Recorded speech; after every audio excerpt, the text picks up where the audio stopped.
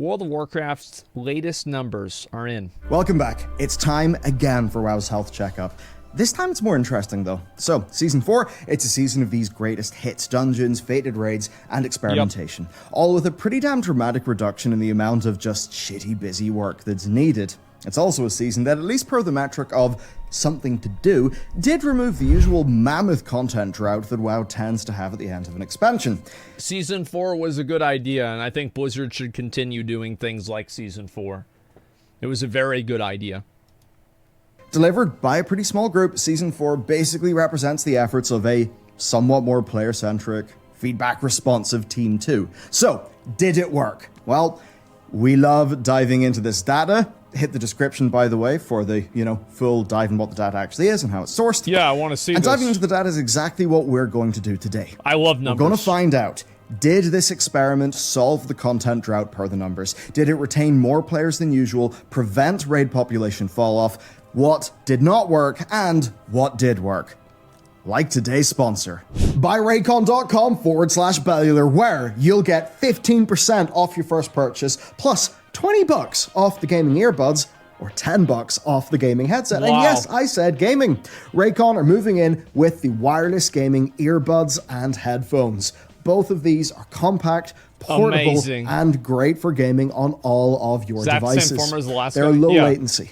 And Everybody they come does the with exact same three thing. different sound profiles. You've got pure, balanced, and bass. For me personally, I prefer pure. Now, these pair seamlessly with all major platforms at the click of a button. Personally, I've really enjoyed the earbuds. I love gaming with wireless buds because they're comfy. I like them. Wires also suck. So I don't mind wires personally, and I don't like earbuds. I'm gonna be honest. Like headphones, like the ones pretty much everybody makes. That's what I've been wearing. I feel like I'm safe whenever I'm wearing my headphones. Like if I've got my headphones on, nothing can hurt me. Earbuds? No. Now, 5 gel tips means that you will get a perfect, comfortable fit that offers you really great passive sound isolation. They've got a total of 31 hours battery, intuitive touch controls, and of course, they're obviously great for more than just gaming. Going around, listening to podcasts. I really like Ali Abdal's one. I've been listening to that recently. So they're great for that, great for gaming, and you can check out both of these great products with the link down in the description box.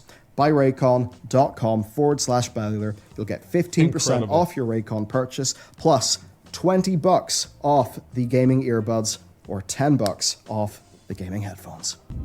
Let's see what rating is like. I'm Raids curious. then. Okay. Normal is pretty important to talk about, and it's also the minimum needed to get the slime cat. Yeah, I need to do And what this. we see is kind of fascinating. So here's the big graph of first versus last boss guild kills within the first 6 weeks of the seasons. Expansion spikes obviously happen, and then it falls off from tier to tier, but more so in Shadowlands than any other expansion. Fated then is fascinating, experiencing a massive 57% drop from Sepulchre and continuing the pretty frightening trend of normal mode guild participation measured via first boss kills, more than halving every tier this expansion. Ooh. So within the first 6 weeks, 41,266 did Nathria, 5,513 average on Fated, which is a bit of an oof, but That's is it pretty really bad. all an oof? Because drop-off is also a problem, right? Because, yeah, I mean, like, I wouldn't really judge. I would judge it as what was the activity during the previous expansion at this point in the life cycle. Because it's not like Season 4 is going to bring everybody back. That's what we should look at. Because if somebody kills boss 1, but obviously doesn't finish the raid, then they didn't really complete their goal. Did they stop raiding? Did they quit? Did their guild disband? There's a million here's where reasons. Season 4 is a bit happier. Now, I'm going to use the Fated average, right?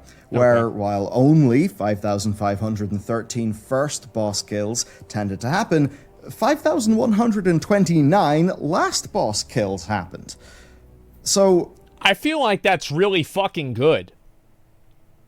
Like, pretty much if you're going into the Fated raid, you're there to get work done. You're there to do it. And that's it. Yeah, only the ride or dies are left. Yes, that's incredibly good retention and success rate.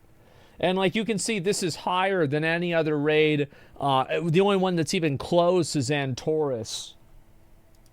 All the raids are actually around 90 to 95%. Very high. And that very is good. really high. Nathria was 72, Sanctum was 72, and Sepulchre was only 46. Yeah, nobody killed You've Jailer. essentially seen that metric double. It's not perfectly apples to apples, but you get the point. Yes. Now, as for Sepulchre, of course, that struggled with all its famous balance issues. It had a few group-killing bosses. It needed constant nerfs from Blizzard, as did, of course, the other modes. Now, what's interesting to me is that 6,023 final boss guild kills were listed for Sepulchre of the first ones in Season 3. And that is actually slightly above Fated normal first boss kills average. Now, this is kind of good. I think Well, that's because most people are not going to want to go back and do the same thing that they already did before. After a lot of people clear the raid or they get, ahead of the curve, they're done with it. So they don't want to go back and do it with like this weird mode onto it or something like this. Who gives a fuck? They already got it done and that's all there is to it. I know that you guys can't see the whole video. I'm trying to scroll down to just show the part of it that's important. Okay, just basically like this, the way this is, I think this is the best way for me to show it. Suggests the players who stuck around through Season 3 were generally retained at a higher than normal rate, and that is good news. Now, of course, we're somewhat assuming that a guild that kills Denathrius will also kill Sylvanas, hence using the averages, not the sum of all three. I think the sum of all three isn't... Well, honestly, neither are perfectly representative, but we've got to work with what we have. That being said, there's not a large fall-off from Fated Raid to Fated Raid. And I think that does at least show that people who stuck around, they did so for a few weeks to do a bunch of that content. So I think... Yes, it shows that people seemed to enjoy the content or the rewards of the content were compelling enough for them to continue playing the game. Absolutely. This is actually a really big result for Blizzard. But That's you know what's also odd? Heroic numbers. Because in a way they're similar, and they're different, they're also larger. Now, while normal was needed for the Slime Cat, what we're able to track here is guild kills. So perhaps a lot of those normals were done in pugs via the pre-made finder, and if so, I don't think they would have been showing up in our dataset, right? So that disclaimer said, let's talk about Heroic, which will generally have a lot more guilds. So while only 978 guilds killed Season 3 Zoval... 9%? Oh my god! I think this is a good thing. You know what? Maybe Blizzard knew that the ending of Sepulchre was so fucking bad that they just thought it would be a good idea to make the last boss really hard so nobody had to see it. Nobody knows that it had this really stupid ending because it was just so hard nobody could beat it. On Heroic, in the first 6 weeks, an average of 4,818 last boss kills were recorded on Heroic Fated, with 7,964 first boss kills. Now, the clear percentages are of course much lower than normal. It is harder content after all. Yeah. 60.5% on average. That's a tremendous success. And like, again, if you compare this, right, you're looking at Fated average here, 60.5 success rate from first boss to last boss. That is better than literally any raid that's ever been made. And that's including Antorus. And Antorus was not that hard. And the thing is, that's triple Nathria. And it's a lot higher than Sanctum. Fucking massive. In the same time span. That is actually pretty cool. Sepulchre, of course, looks the way that it looks because of Zoval's somewhat shorter availability and tuning issues that we've, of course, went into in detail before. Now, comparing first boss kills, we see a 23% decline from the past here, which is so much smaller than the 57% decline that we saw on normal, and it's smaller than what has generally been seen in Heroic mode this expansion. I think that's so once again, yeah, this is good news. And if you want to laugh, the last boss kill rate within the first 6 weeks, it increased by 392%. Yeah, because everybody knew how to do it. And also, like, the Fated buffs The Fated raids gave you buffs for killing the mobs and the bosses faster in some ways too. Which, of course, is just funny. It says more about Zofal than it does about Fated. Yeah. But overall, I do think this stuff is noteworthy because the amount of people who completed, say, Zofal within the first 6 weeks in Season 3, and then these Fated bosses in Season 4, regardless of the specific reasons, that number does actually represent guild players who achieved their goal within 6 weeks. So surely then, Fated may represent a more satisfied player base? Now, when we go to Mythic... Yes, I think that there are a lot of people that are happy about being able to do the Fated raids. They have enjoyed them, and I think that regardless of how many people participated, I think that it is absolutely noteworthy that most people who experienced the content were positive about the outcome. That is a big dub. It's also promising. Participation, as shown by first boss kills, look at that, has remained flat, and that normally does not happen. Holy now, that shit. said, yeah, it makes sense that the game's most invested players would be the most likely the to last stay dead. time that it was that high was in 8.0, which was Aldir, I guess, and then 9.1, which was Sylvanas. And now with Fated, Castle Nathria, and SOD and SOO, yeah, it's way higher. Yeah, it makes sense that the game's most invested players would be the most likely to stick around. Plus, the deterministic gearing offered by the dinars and the upgrade tokens has a lot. And that was a huge positive too, is that you were able to just buy the gear that you wanted. You didn't have to worry about having it drop through personal loot. You could just buy the gear. Likely boosted enjoyment too. Clear rates are still low because it is hard content after all, but if you want to laugh, they are 1,750% higher than Sepulchre. Which again, because Sepulchre was a weird outlier, I sort of bring up as a joke, but these numbers are significantly higher than Nathria and Sanctum. Well, it's still higher, right? Because 5.6 versus 2.4. So like, this is about twice as much. So you cut this number in half to 70. Right? This is about 70 because it's a little bit more. So it's still way more than the other ones too. Now, with Mythic being harder, we should definitely expect slower progress within 2 Fated cycles, which is 6 weeks. That is what we're seeing in the data. And overall, I'm going to call this, well, I'm going to call it a win. I think so. You might be thinking then. Yes. What about dungeons? Because they also got a lot of love. I would assume that the new Mythic Plus dungeons would probably have more participation because they're adding in the dungeons that people liked, like Grimrail Depot, and I think people realize you think you do, but you don't with Grimrail Depot. But like especially Karazhan, Lower Karazhan, and Upper Karazhan, those were very popular back in the day. All right, dungeons. So a quick thing in data. We had 2 sources, there's Best Keystone and Keyscore.me.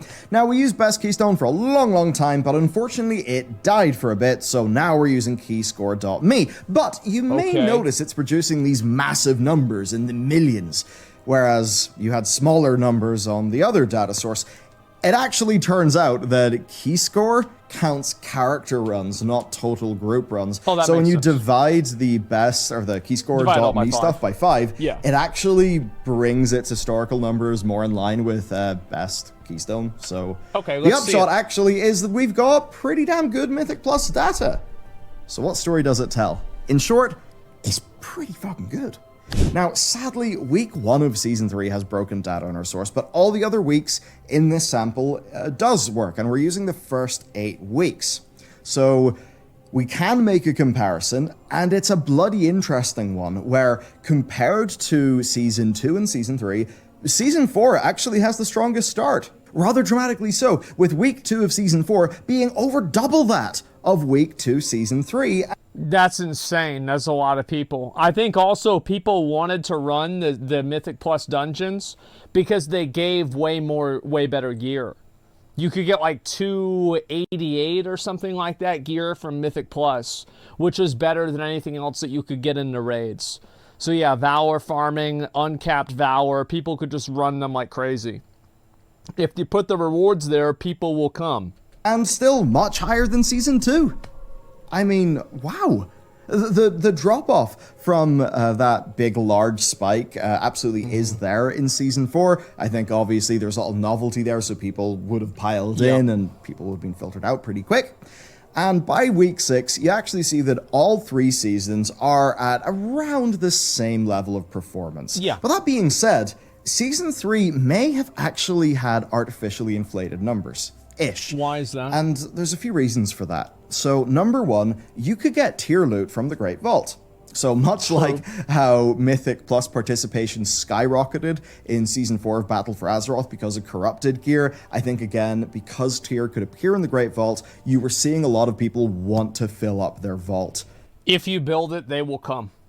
Add in more rewards, you're going to get more players. It's actually just that simple. Very true. Even if they weren't really a Mythic Plus player.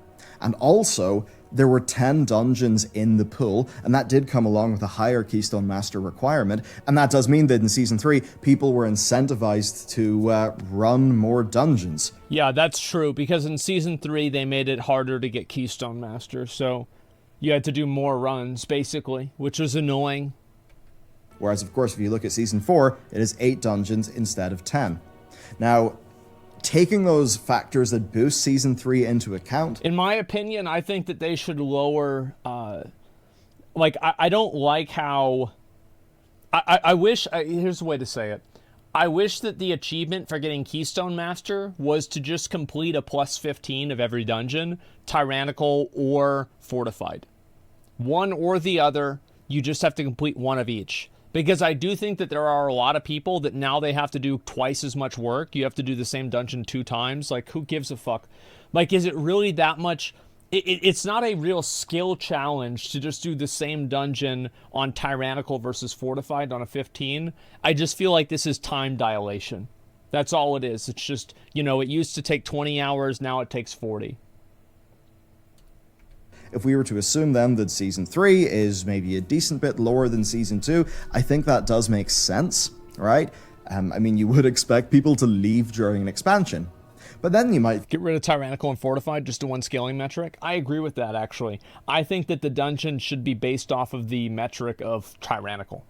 I think Tyrannical is a more interesting dynamic, but I think that at certain high levels it becomes too much. I don't like Fortified. Like, AoEing down like massive trash packs I think is stupid and chaotic. Bosses should be the challenge, not trash. Why are people coming back for Season 4? Well, if we're to assume that these stats are right, and this is stuff that is like scraped from the Blizzard API, right? Let's see it. I think you can actually make sense of this. Now, I'll start with a bit of a personal anecdote. Obviously, anecdotes, you have to be very careful with those. Okay, here right? we go. We don't want to go around throwing anecdata. But personally, I actually had not done Karazhan Mythic Plus. I had not done Mechagon Mythic Plus. I had not done Tazavesh Mythic Plus. Nobody had done Grimrail or Iron Dogs Mythic Plus.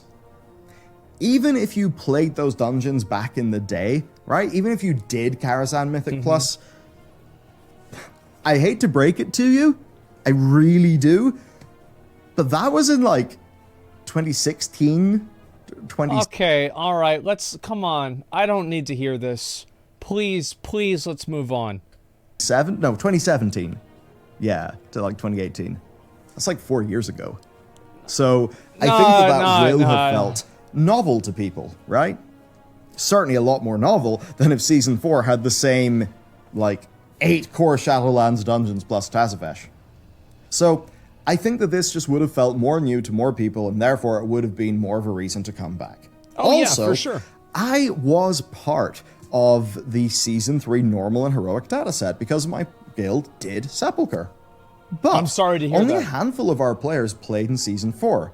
I mean, we killed the Chuckler on normal, decently early, and then we were thinking, do we go into heroic? But honestly, nobody really had the zest for the game anymore. Well, no, because you already fucking did it. You just did it on normal mode. You gonna do it again? Yeah, you just fucking did it. And, one or two of the people who kind of do help glue our team together were off doing Mythic progression anyway, so yeah, we just kind of split apart. That meant that, I was there in Season 3 for the raid data, but I am not represented in the Season 4 raid data. But to the few of us who did come back, we did Mythic Plus. It did feel... I think that the comparison should not be with Season 3 versus Season 4. It should be with Season 4 versus the raid participation at a previous time in this cycle, at this rate, at a life cycle of the last patch of the expansion. Like, what was it like this many weeks in to Ny'alotha? What was it like this many weeks in to Antorus? That's what the comparison really should be, not to Season 3. Because you're not going to have people that are going to come back and they just want to do the same exact content with a few bells and whistles on it. You're just simply not going to get as many people than you would whenever the content comes out the first time. Feel more novel, and the cross-faction stuff made the Alliance Pug experience far better. And Yes, that was it an did. interesting thing as I went through the keyscore.me data. I was seeing numbers in Season 3 that were like 21% Alliance, 25% Alliance. Like, you are seeing numbers more like 35, 37% Alliance. Oh yeah, there were a lot of people who were Alliance who just couldn't find a guild. Or they couldn't find a group to play with. Making people be able to group cross-faction was necessary to the game, and I'm glad that Blizzard did it.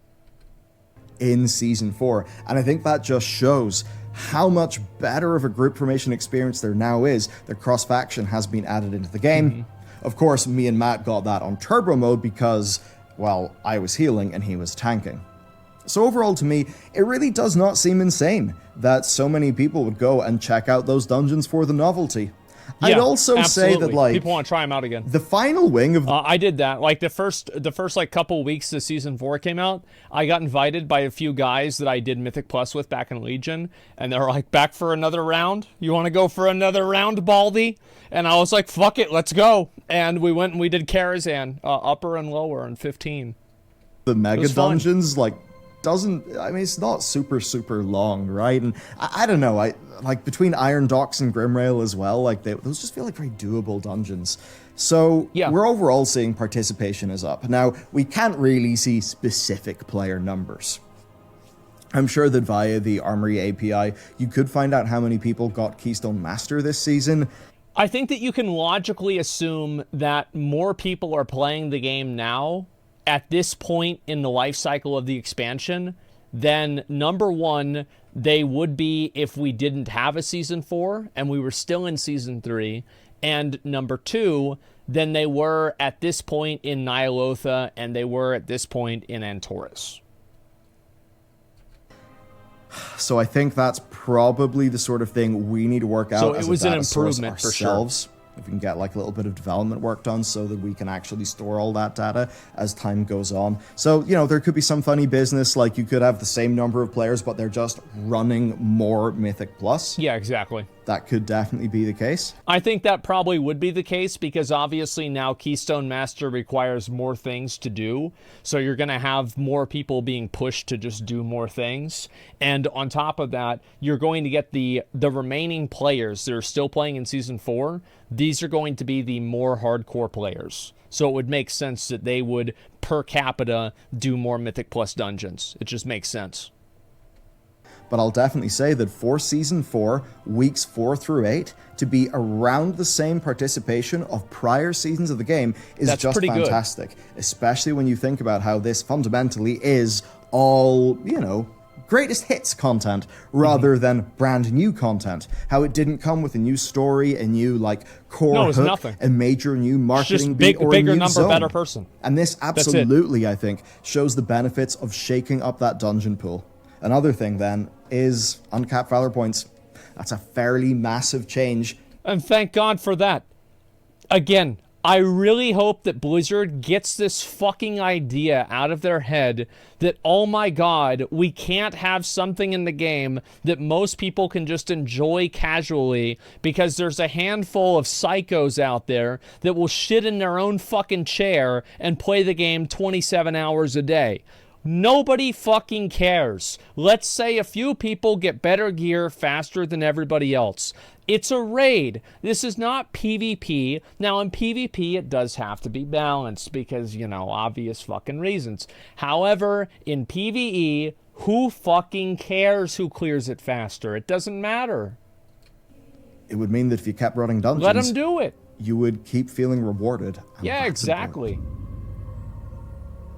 So as for my analysis on this, I've got to be real with you. I'm kind of over the moon at these numbers. This is great. I mean, let's be real. Almost every single data video we've done in the last 2 years has been a fucking disaster. Let's be honest. Every single one of these videos, I react to it, and the title is WoW is finally dying. Dead game? Question mark? Yep! Exclamation mark. And it's a fucking thumbnail of me being like,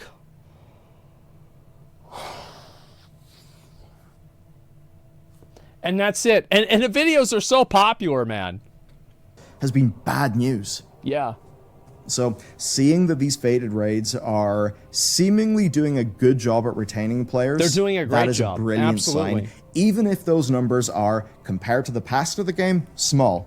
That hopefully indicates that the same plan, executed better, and in a more healthy expansion, that would yield similarly strong retention, but with a higher baseline number. I think we can expect to see something like faded raids for the indefinite future for WoW. Because it worked, and they're going to probably do it again. As for Mythic Plus, that's simple. Novelty wins, Uncapped VP wins, getting tier gear via the Creation Catalyst wins. This all too does line up with broad community feedback, which has been very positive. Now, there have been a few points of feedback, some class balance things. And this is like an example. He brought up the Creation Catalyst. The Creation Catalyst is not going to be active in the new raid in Dragonflight for 6 weeks. Do you know how long I think they should wait? I think they should wait not 6 weeks. How about 6 seconds? 6 seconds after the raid comes out, just let people use the Creation Catalyst.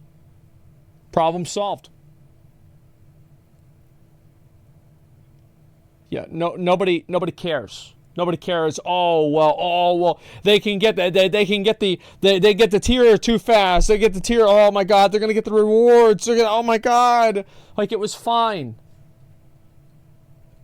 People wanting the dinars to be less stingy, and obviously this season having no new things for world content players. Yeah. So to bring this to a conclusion, Season 4 is a limited success. That's all it really ever could have been, right? It was stuck at the end of a dud expansion. But I want to bring up something. So here is the World of Warcraft subscriber graph. This is from back when Blizzard used to report that, and they stopped reporting that after Warlords of Draenor made all the subscribers run away. Yes. But if you look at Mists of Pandaria, you get something interesting. I mean, Mists of Pandaria was scoffed at that BlizzCon. There was a lot of dislikes in all those videos, you know, back when YouTube showed dislikes. It just didn't seem to resonate with a lot of people, and then it had some launch quirks as well. But what you actually see is that after the subs go down, they go back up again. Now Mists of Pandaria is really hailed as a fantastic expansion. And that is reflected in the data, because it's too bad we don't get to see what the sub numbers for Legion were. I'd be really curious to see, even if we don't have the numbers themselves, I just want to see what the graph was per patch. Where expansions usually get a bunch of new players, yeah, I wish we had those. Have a big dip, and then have a big spike at the next expansion. Mists of Pandaria, it had its dip, then it actually climbed and maintained. That is super goddamn impressive. Now, I'm not saying that's what Season 4 has done. We don't have subscriber numbers. But when I look at some of the suggested retention in the raid dataset, man, that does begin to remind me of those sort of good signals that came in the Mist data. So I think this has clearly generated so much more engagement than a 10+ month long Season 3 would have.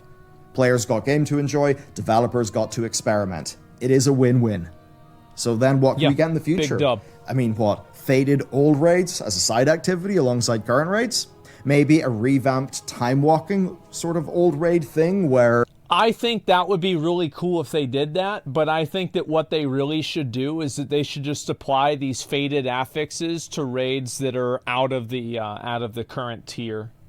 So, like, for example, whenever Sanctum comes out, maybe add in faded Castle Nathria so you can get some gear to go into Sanctum. Or some gear to supplement your Sanctum gear. Because, as I've said, I think that every single raid should be a viable way of gearing up in an expansion. I don't like how in, for example, BFA, besides 2 trinkets, there was no reason to do any raid besides Nilotha. That's garbage. And it's the same thing in Shadowlands. Castle Nathria was fucking dead whenever Sepulchre came out because there's no reason to get the gear. The old raid gear is actually good. Who knows? The more deterministic gearing they experimented with, Blizzard being willing to uncap VP and Conquest a bit earlier on in a season. Yeah. Just be less restrictive in general. Just be less restrictive in general. That's really the truth. People don't like playing with restrictions. And I don't think this is something that I need a source for. I think it's just common sense. Nobody wants to play the game with 100% of fucking 100 guardrails on it. Like, no, they just want to play the game and do what they want. Hard to say. Let the grinders grind. But the World of Warcraft dev team had to move on to Dragonflight. Those who stayed behind, though, and cracked out this patch, did a fantastic job. True. Just imagine if the final patch of Legion was like this. True. An Emerald Nightmare with proper balance. An awesome selection of raids to do. Even look at BFA. Dazara Lore was hailed as one of WoW's best raids in years. If that was available on an equivalent of Faded, then, I mean, after I killed N'Zoth, yeah, I would have went back and done that. Especially if they fixed up the corruption gear acquisition stuff and backported it into the old content, maybe made it fully deterministic. So do you see my point? The idea of doing like a greatest hits remaster season at the end of an expansion is just wonderful. It takes where there would almost always be a content drought and it actually makes something of it. It makes content, yeah. It's nice to do a data video that is not all doom and gloom. Yeah. So that's good shit.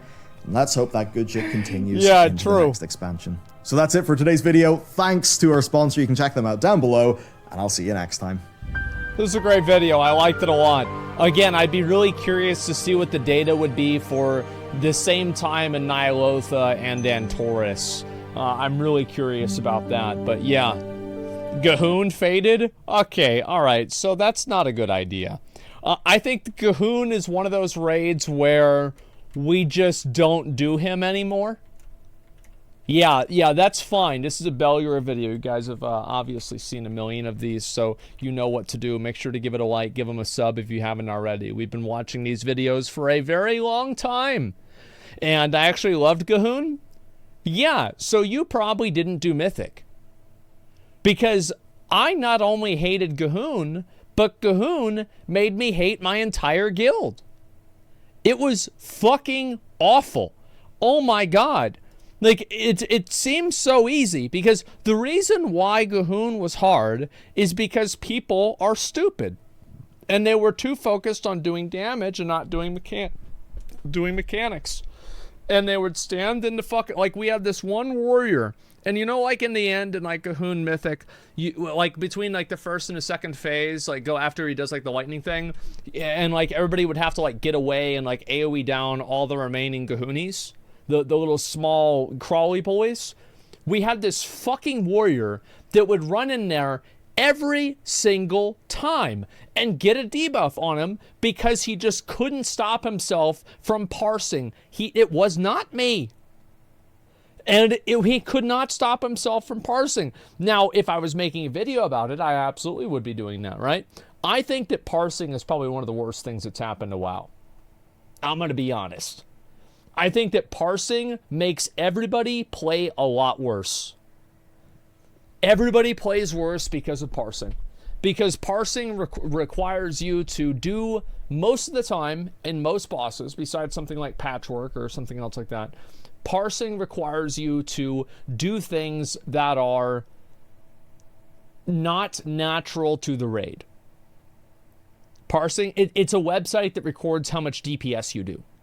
So people stop trying to kill the boss and they stop and they're getting the highest parse instead.